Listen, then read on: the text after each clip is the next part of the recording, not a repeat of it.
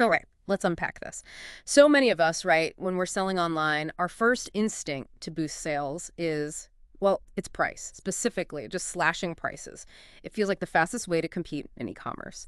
But our deep dive today, looking at a whole stack of sources, it suggests that maybe that impulse, while understandable, it often means leaving serious money and maybe even long-term brand value just sitting there. So our mission today is really to get past just being the cheapest. We want to uncover some smarter, more effective strategies to really grow your business. Yeah, and what's fascinating here is how that quick win from dropping prices, it Yeah. can actually hide a deeper problem. It can really hurt your profit margins, your brand perception over time. So this deep dive, it isn't just about selling more stuff. It's fundamentally about selling smart. Yeah. And that's, well, it's the crucial difference for anyone who wants to build something sustainable and profitable online, not just, chase those quick sales. That's a really critical point. So if you've been kind of stuck in that race to the bottom mindset with your e-commerce pricing, maybe it's time to rethink things. The research we looked at makes it pretty clear the real secret is in, well, smarter, more strategic pricing. It's not just about cost anymore, it's about creating value strategically. Exactly. That shift in mindset is just paramount. The goal isn't just to make a sale. It's like you said, to sell smart. Hmm.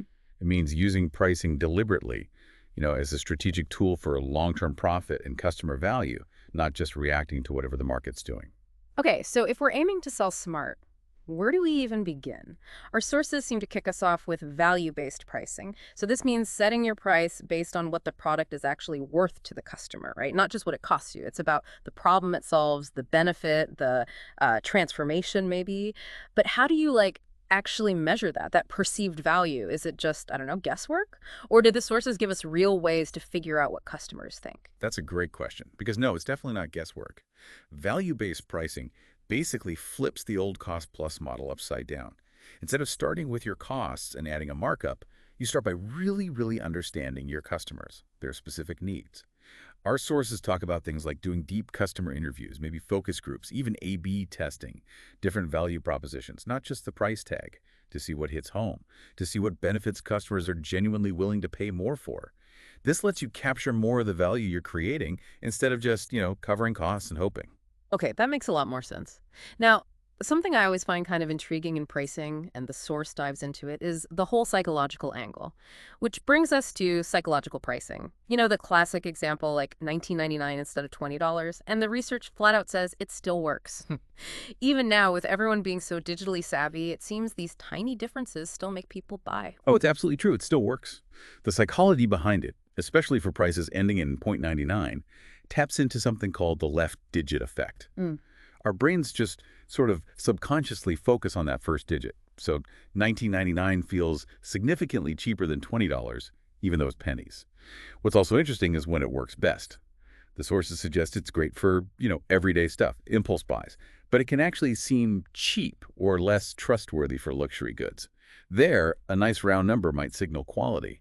And using it too much can also make things seem less valuable over time. Ah, that's a really good point about the context. Okay, so we have these individual pricing tactics, but the sources also talk about combining products, how putting things together can boost value and, get customers spending more in one go.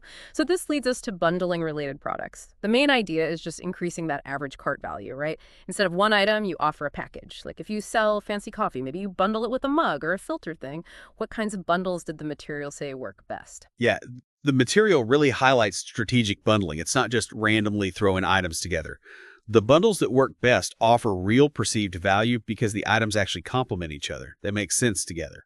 Our sources mention different types, like pure bundling, where you only sell the bundle, or mixed bundling, where you can buy items separately or get the bundle deal. And it's not just about getting a higher average order value, though that's great. Bundling can sometimes lower your customer acquisition costs because you get more lifetime value from that one sale. It can also help you shift maybe less popular inventory if you pair it cleverly with a bestseller. Or just make it easier for the customer. Here's the whole solution in one package. Right. Okay, next up is something you've definitely seen, probably all the time, especially around holidays, limited time discounts. These are super effective, obviously, for creating urgency, that FOMO, fear of missing out. Booch, and this is a huge caution from our sources. Don't overdo it. Discount fatigue is real. This feels like a really key warning because it's easy to fall into that trap. What is discount fatigue exactly? And how can businesses avoid it but still use discounts sometimes? That's such a crucial point. Discount fatigue is basically when your customers just get, Used to sales. If there's always a discount or they happen too often, they stop feeling special. They lose their punch. Worse, customers might start expecting a discount and just refuse to pay full price. That kills your margins, and long term, it can really cheapen your brand image. So, connecting this to the bigger picture, how do you avoid it? Well, our sources suggest varying your discounts, maybe flash sales for new folks, loyalty perks for regulars, seasonal things. Use scarcity, but make sure it's real scarcity. And segmenting your audience helps too. A targeted offer for one group feels more special than just another site-wide sale. The goal is to make discounts feel like a genuine perk, not just a normal price. That's incredibly important advice. So easy to just keep discounting. Okay, next tactic. Anchor pricing. This one's pretty straightforward, but seems really effective. You just show the original higher price next to the sale price, was $100, now $75. It instantly makes the deal look good. But for that to really work, doesn't that was price, the anchor, need to be believable? What do the sources say about making sure it's not just some made-up number? You're absolutely right. Credibility is everything with anchor pricing. The psychology works because that first price sets a reference point. It anchors the customer's perception of value, so the lower price looks much better in comparison. But yeah, our sources are clear. If that anchor price looks fake or inflated, you destroy trust instantly. It really damages your brand. They mentioned some ways to do it right, like using the official MSRP, the manufacturer's suggested retail price, as the anchor. People got to recognize that. Or showing a price you genuinely did sell at before. Another trick is showing a high-end option first, just to make your mid-range products seem like a much better value. It's all about framing the value, but doing it honestly. Makes sense. Yeah. Okay, so we've got all these different strategies, value-based, psychological tricks, bundling, limited discounts, anchoring. But there's one final step that kind of pulls it all together, and our sources really hammer this home.